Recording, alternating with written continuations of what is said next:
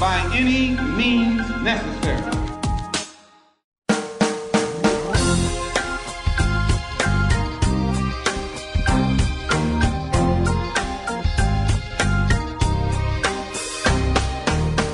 Welcome back to By Any Means Necessary on Radio Sputnik in Washington, D.C. I'm your host, Eugene Puryear, here with Sean Blackman. And as always, we're your guide to connecting the political, social, and economic movement shaping the world around us. And we are back here turning our attention to Haiti. And we are very happy to be joined for this conversation by Kim Ives, who's the editor of the English section of Haiti Liberté. Kim, thank you so much for joining us. Thanks, Eugene. Thanks, Sean. Yeah, and Kim, last time we talked, Haitian President Jovenel Moïse seemed pretty confident that he could maintain his position in defiance of raging protests in the streets. But the images we've been seeing lately coming from Haiti, not that you would know from the silence of the mainstream media, shows that not only have protests in Haiti not abated, but that Jovenel's presidency seems to really be in serious trouble here. And I believe that Haiti Liberté was actually on the ground there in Haiti recently to capture some of this. So I'm curious what you all's experience were like there and how you all are seeing this moment playing out. Yes, the situation is very, very grave for Jovenel Moïse, and Haiti Liberté is always on the ground. We do have an office down there, but I myself was down there this 2 weeks ago, and I'm pretty sure within the next week or so, Jovenel has got to go. Not just the masses of Haiti are against him, but the entire bourgeoisie has realized that he cannot hold any longer, and they've even put themselves together. Well, there are really two fronts which have put together two different commissions for a transition. So one is associated with a front which is called the Patriotic Forum of Papai, and that has, I think it probably the U.S. Embassy behind it. It has most of the big bourgeoisie. It has the head of the Episcopal Church, a guy called Edouard Palt, and it has the unions. It has social civil society organizations, human rights groups, etc. So my guess is that they are going to probably emerge as the dominant commission. There is another commission put forward by the other opposition front, which is called the Alternative Consensus for Refounding Haiti, and they have put together a commission of about 8 to 10 people of different stripes, going from the sort of social democratic left to the extreme right. A lot of former government officials, people like Lydie Tarrant, academics like Antoine Augustin, but even a former Leopard, Duvalurist Leopard Force commander called Himmler Rebu. So, in any case, everybody is waiting for the shoe to drop.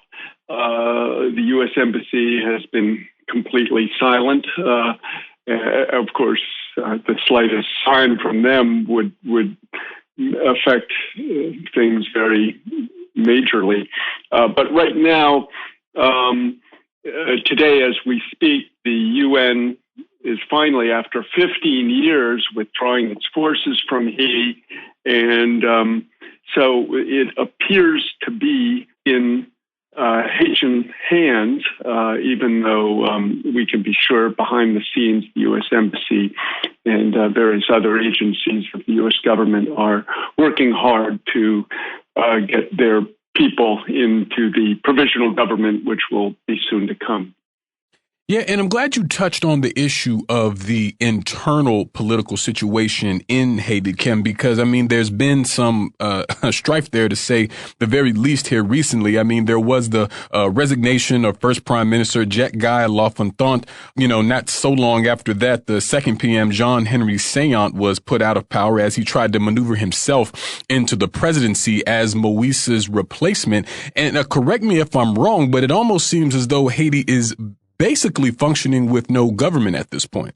Yeah, there is no government. There hasn't been since March. Just to refresh listeners who may not know, you have a president who is the head of state, and he is elected every 5 years. Then he chooses a prime minister who is the head of government, who is ratified by the parliament. But the two people that Jovenel Moïse, the president, has nominated since the ouster of Seyant back in March, Lapin, a guy called Lapin, Lapin, aptly translates as rabbit. He is kind of rabbit-like.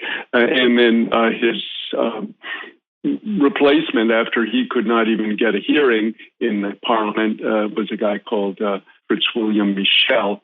Neither of them have been able to get ratified. And so essentially you have no government since March. Yeah. And, one of the things that I found sort of interesting, Kim, was how this grassroots effort, if you will, called Operation Find Jovenel, which is pretty unambiguous, I think.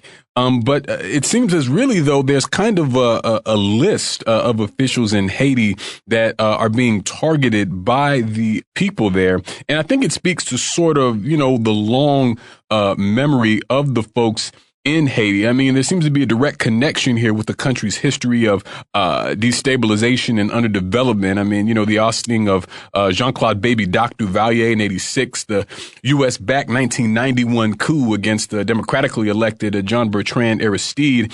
And, it just seems obviously that the folks in Haiti are clear about a lot of the roots of their issue there and are seeking to perhaps in their own way hold those responsible to account. Yeah. Well, the situation has become so fragile that everything is stopping. Right now, today is the 15th. That is the 25th anniversary of the U.S. troops returning Jean Bertrand Aristide to power in 1994. That was seen as kind of a watershed. I mean, that was Bill Clinton, who was essentially reversing the coup d'etat, which was carried out by George Bush I in 1991.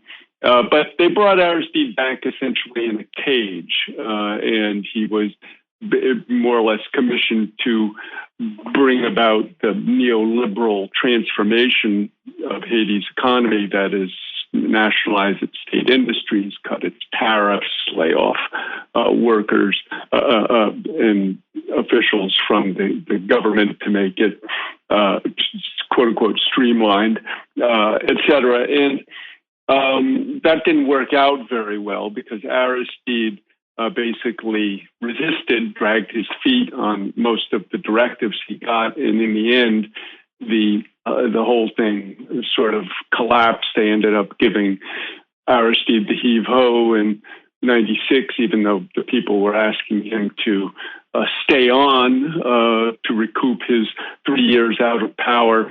He was reelected. They made another coup. So, we've had this history of the people sort of pushing through elections their choice into power, and then the U.S. government, in conjunction with the French and Canadians, the other two principal imperialist powers in Haiti, cutting down that government. And what we see today is really the dysfunction that results from that. I mean, they were supposed to have today, Jovenel Moïse, the president, was supposed to be inaugurating the court to the reopening of the courts, but they couldn't do it. They couldn't get the security together for it. And they'd also planned to have a ceremony marking the end of the UN occupation force in Haiti, which was first called MINUSTA, the UN mission to stabilize Haiti, and then MINUJUST, the UN mission to support justice in Haiti. But that ceremony also had to be canceled. So you really have the just desserts of essentially 3 decades of meddling by the U.S., Canada, and France in Haiti. Yeah, and that definitely seems to be the case. And a moment ago, you were talking about how we've not heard any public pronouncements one way or the other from the United States Embassy, and that it's likely that they're, doing their own maneuvers behind the scenes. I do think that's quite likely. But when you say that any pronouncement from the U.S. Embassy, if I remember what you said correctly, Kim, could have a significant impact, I was wondering if you could expound some upon that. Yeah, well, the ambassador Sisson is not quite as proactive or reactive or outspoken as some previous U.S. ambassadors in Haiti. But nonetheless, the U.S. government has, for really since the 1915 U.S. military occupation of Haiti, that is 104 years ago, had a disproportionate role in Haiti, even though Haiti was the first independent nation of Latin America and has always been something of a resistor to the U.S. power in this hemisphere. But the U.S. Embassy has had that disproportionate role, and in many cases is seen, justly so, as sort of the power behind the throne, as it were, whoever is the president. Of course, that wasn't the case when President Aristide was there, because he wasn't their choice. He wasn't the guy they wanted to see. And so that's why they gave him a coup d'etat twice. So, some of this may be due to the sort of dysfunction that's happening in the State Department now because of the war within the U.S. ruling class between Trump and the what shall we call it, the deep state, the globalists. And so, as we know, there's been quite a bloodletting in the State Department, and I think to some extent the U.S. has not been as hands-on as it would have been if things were going as usual, and we would have probably seen Jovenel Moïse already out. But definitely the situation has gotten to a point where the country is completely shut down. When I was there at the beginning of the month, I think I was speaking with you, the situation was just untenable. I mean, there's nothing is functioning. Stores are all shuttered. Schools are shuttered. Government offices are shuttered. Everything is closed down. The streets are impassable. There are barricades everywhere. People are foraging for food in piles of garbage on the street, which isn't being collected. So this is this sort of nightmarish situation that Haiti is going through right now. And as much as Haitians have gone through tough times in the past several decades, this is the absolute worst I've seen it in my many years of covering the situation there. It's an interesting point, Kim, and I'm, this is obviously complete and total speculation here, but I think your points are very well taken on sort of the U.S. silence here, which always makes me wonder what could be waiting in the wings. Earlier in October, Senator Marco Rubio, who of course has called on the president to step down, made an interesting statement. It was kind of a side statement that not a lot of people picked up on, but he was referencing Haiti, and he said, having elections doesn't make a country a democracy. And of course, he said recently we're not going to intervene. But I just wonder what the likelihood you think could be that the United States could go for a strongman strategy here in Haiti, particularly in the context of wanting to keep Haiti on side vis-a-vis the Venezuela situation. Yeah, well, that's exactly right. That's their biggest worry, I think, right now. They're so focused on keeping every lackey they can in their front against Venezuela and Haiti, as we've said before on this program, in January of this year basically flipped and went from supporting Venezuela in the past to saying Maduro is illegitimate. And the U.S. wants to keep him, and Rubio wants to keep him in his camp. So they have a very difficult situation. There is no clear sort of candidate to replace Jovenel.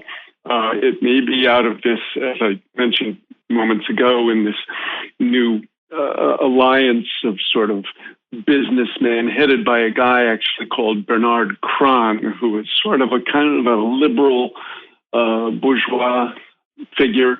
And they've got the unions in it. They've got the human rights groups, some peasant organizations. So they've got enough sort of popular color to sell it. So it's my feeling that the strongman that you reference may come out of that somehow. But the other option is yet another foreign military intervention. The population went massively into the street on October 4th after the Security Council had a quote-unquote brainstorming session on October 3rd. And essentially they said, you cannot come back in here. We want our sovereignty. We don't want the UN back in. So it's going to be very hard, now that the UN is out, for them to, I think, bring it back in. So, yeah, my feeling is where we're heading is some kind of probably a junta, not a military junta, but a group of politicians, maybe a businessman, popular organization leader, a human rights guy. They'll make some sort of provisional government with that. And we're going to enter a period, I'm pretty sure, Eugene and Sean, of provisional government after provisional government, as we saw in the years following the fall of the Duvalier dictatorship in 1986. Well, certainly a lot there. Very interesting moment here, obviously, in Haiti with deep repercussions for the whole hemisphere. We are going to have to leave it there for now. As always, Kim, really appreciate you joining us here on the show. We're going to go to a break here on By Any Means Necessary on Radio Sputnik in Washington, D.C. We will, however, be back, so stay with us. By any means necessary.